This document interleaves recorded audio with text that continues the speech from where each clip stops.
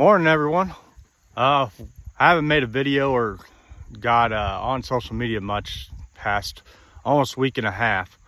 Just have been super busy, hay season. We've had a lot of bad rains, flooding town and everything like that. So it's been kind of hectic. And then during all that, my truck front suspension got busted, so I had to get that fixed. So it's been a eventful week and a half, but this week has finally come. It is pasture week, and I'm happy about it. Behind me, I put these guys in there yesterday. I'm about to move them, and I'm about to complete the other shelter to move the rest of the birds here. I wanted to have this all done earlier in the week, but with the truck being shot and everything, I just couldn't do it. But wanted to talk about again how we do things. Okay, so every morning I come out here and I move these shelters one shelter length onto fresh grass. So all this grass, and Freya's out here helping me today, trying the grass, I guess food tasting. But all this fresh grass that's grown in after we've mowed, and it's decently high. You can see how high it is. About six inches. I just have it a little matted down from working here yesterday. But I move them every day, every morning, give them some fresh water, fresh feed. With our feed, what I try to do is I've done a little bit of math, and I try to cut back just slightly what they recommend for, let's say if they were in a chicken house, which deplorable, but anyways, let's say if they were in a chicken house and they have, you need this amount of feed for chickens in this chicken house to be able to feed them. Well, what I do, I cut that back a bit, because one thing about Cornish crosses is they will sit in front of a feeder and just eat the feed and not pick as much at the grass. Now they will pick some no matter how much feed you give them, just because that's what they are. They're eaters. But if you cut it back just slightly, they're going to get more of that grass. They're going to get more of that chlorophyll. They're going to get stuff that helps clear them out, helps them with digestion, helps them with feathers, helps them with their health. And that's what we want. That's what we want. We want healthy birds. I will say this heat has been brutal on them this year. This is our first year doing it. It has been a lot of learning curves. In the brooder, I've added fans, I've added everything, put ice and water to try to keep them going. To say that we haven't lost a few. Now, we haven't hit our 10%. I will say that. We have been very lucky on that. But say we haven't lost a few, I'd be lying, sadly.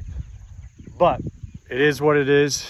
That just goes with farming. I've been told by everybody that either's raised chickens or been around chickens, you're going to lose some each time. Even my grandfather would tell me that, hey, they're chickens, some just aren't going to survive. But we try our hardest to make sure that they do. So I'm going to move these guys. I don't have my tripod, so I'm not going to show a video of it. Maybe tomorrow I'll bring out the tripod and show you how I move them and everything. But I'm going to move these guys, give them fresh water, fresh feed, try to straighten them up because I had to move them off.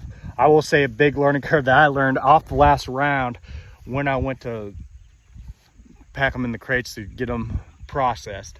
I left some feed in the feeders, and I meant to come back to dump them out and do something with them, probably compost the remaining feed. However, being it was the first round I've ever done chickens, first time packing them up, I was trying to make sure they had water throughout the night in the crates before I take them very early in the morning to the processor. And with all that going on, I'll admit I plumb forgot, and I will never make that mistake again, because I pretty much made feed trough hooch with chicken feed, and it stunk. It stunk. It was horrible. I will say it probably is amazing for the grass now that it's on the grass, but yeah, it was not great. And probably if it wasn't for the rain, probably would have brought predators last night. Thankfully we got a rain in. I was blessed with that. But yeah, this is all a learning curve for us for this first year. Like, we're only doing 6 weeks. Next year we're going to do 8 weeks on pasture. So yeah, this is moving day 1 on moving day, and we'll get the rest of the shelter worked on, the third one, and then put the rest of the chickens in that here tomorrow. And yeah, they're out on pasture, getting healthy, making healthy, good chicken for you guys, and we're very pleased with it. It's delicious. Check it out on the store if you haven't yet. We still have chicken left from the last round. The poultry box is probably the best deal that I have. It's lower than the average price for 10 pounds of chicken, which is, it's delicious. You get a whole bird, breasts, thighs, and drums. I think 2 packs of breasts also. So something to look at. Please do. If you're following us from outside the state, please like and subscribe. Keep showing you what we do on our farm on Graystone Acres and how we operate. And if you are local in Marion County, especially Marion County, please check us out. If you want farm fresh meats, pasture raised, chicken and beef, we're your people. We're your people. Thank you.